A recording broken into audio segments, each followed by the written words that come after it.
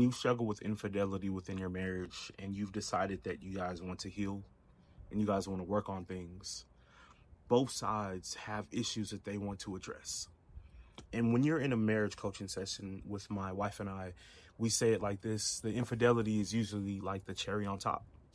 I know it doesn't sound good, but the cherry is one of the smallest things on this cake. Underneath that cherry, there's whipped cream.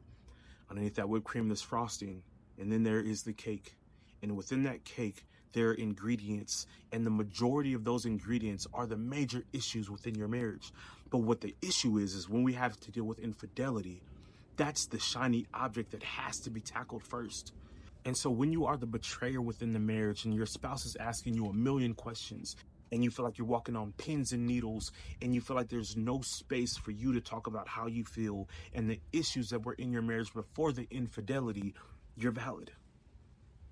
You're right. There are issues and how you feel does matter.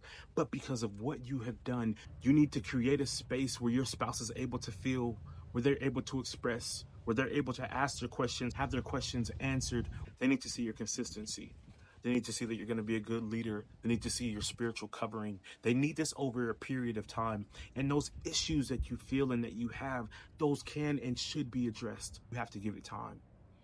And this is the issue with infidelity, because those other issues have to get pushed to the side to cover this thing that you've done. So do not try and fast forward what you've done so that you guys can now rewind and talk about all of the things that took place prior to it, because it's just not how it's going to work.